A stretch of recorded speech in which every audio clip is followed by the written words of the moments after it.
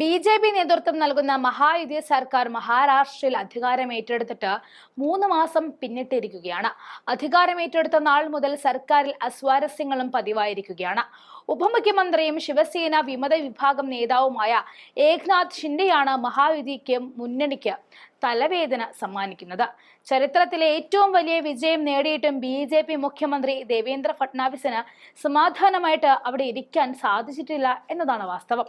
നിലവിൽ രണ്ട് പക്ഷമാണ് മഹാരാഷ്ട്ര ഭരിക്കുന്നത്. ബി.ജെ.പിയുടെ ഒപ്പം ചേർന്ന എൻ.സി.പി. അജിത് പവാർ പക്ഷം ഒരു വശത്ത് നിൽക്കുമ്പോൾ മഹായുതിയിലെ വിമതസ്വരമായ മുൻ മുഖ്യമന്ത്രിയും നിലവിലെ ഉപമുഖ്യമന്ത്രിയുമായ ഏക്നാഥ് ഷിൻഡെയും സർക്കാരിന്റെ ഭാഗമായിട്ടുണ്ട്.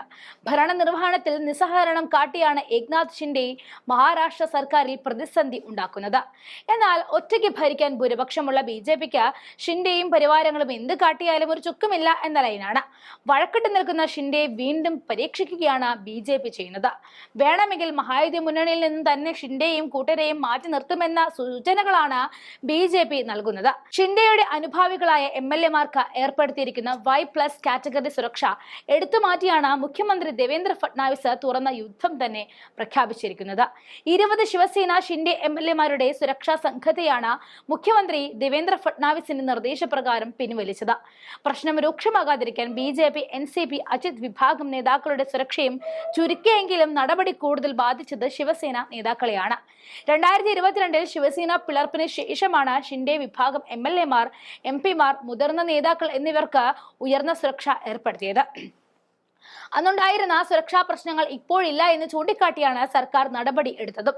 കഴിഞ്ഞ സർക്കാരിനെ നയിച്ച ശിവസേന നേതാവ് ഏക്നാഥ് ഷിൻഡെയെ ഉപമുഖ്യമന്ത്രി സ്ഥാനത്തേക്ക് മാറ്റി പകരം ബി.ജെ.പി. നേതാവ് ദേവേന്ദ്ര ഫട്നാവിസിനെ മുഖ്യമന്ത്രിയാക്കിയതിന്റെ അസ്വാരസ്യം നിലനിൽക്കുന്നതിനിടയിലാണ് പുതിയ ഭിന്നതയും മറനീക്കി പുറത്തു വരുന്നത്.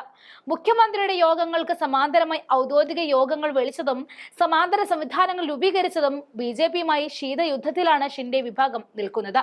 ഉപമുഖ്യമന്ത്രി അജിത് പവാർ റായ്ഗഡിൽ വിളിച്ച ജില്ലാ ആസൂത്രണ യോഗത്തിൽ ഷിൻഡെ സേനയിലെ എം.എൽ.എമാരും മന്ത്രി ഭരത് ഗോങ്കോവാലയും വിട്ടുനിന്നത് വലിയ പൊട്ടിത്തെറിയിലേക്ക് കാര്യങ്ങൾ എത്തിച്ചു. ഇതിന് പിന്നാലെയാണ് സുരക്ഷാ വലയത്തിൽ നിന്നും ഷിൻഡെ വിഭാഗം എം.എൽ.എമാരെ മാറ്റി നിർത്തിയിട്ടുള്ളത്. ഗാർഡിയൻ മന്ത്രിമാരെ നിയമിക്കുന്നതിനെ ചൊല്ലി മഹായുതിയിൽ ഭിന്നത രൂക്ഷമായിരിക്കുകയാണ് പുതിയ സംഭവം. എൻ.സി.പിയിൽ നിന്നുമുള്ള മന്ത്രി അദിതി തത്കർക്കെതിരെ യോഗത്തിൽ പങ്കെടുത്തിരുന്നുവെങ്കിലും ശിവസേന നേതാക്കളുടെ അഭാവം ചർച്ചയായി കഴിഞ്ഞിട്ടുമുണ്ട്. തന്നെ യോഗത്തിലേക്ക് ക്ഷണിച്ചില്ല എന്ന് ഷിൻഡെ വിഭാഗം എം.എൽ.എ. മഹേന്ദ്ര തോർവെ പറഞ്ഞു. തങ്ങൾ സഖ്യധർമ്മം പാലിക്കുന്നുണ്ടെന്നും ഇനിയും അവഗണിച്ചാൽ അംഗീകരിക്കാനാകില്ല എന്നും എം.എൽ.എമാർ പ്രതികരിച്ചതോടെ മഹായുതിയിലെ ഭിന്നത രൂക്ഷമായിട്ട് പുറത്തു വന്നുകൊണ്ടിരിക്കുകയാണ്. ക്ഷണിക്കാതെ അപമാനിച്ചെന്ന് റായ്ഗഡ് ജില്ലയിലെ സേന എം.എൽ.എമാർ ഷിൻഡെ പരാതി അറിയിച്ചതോടെയാണ് ഷിൻഡെയുടെ നിയന്ത്രണം നഷ്ടമായത്. നിയമസഭാ തെരഞ്ഞെടുപ്പിലെ വിജയത്തിന് ശേഷം ബി.ജെ.പി. തുടർച്ചയായി ഷിൻഡെ പക്ഷത്തെ അപമാനിക്കുകയാണെന്നും ആരോപണമുണ്ട്.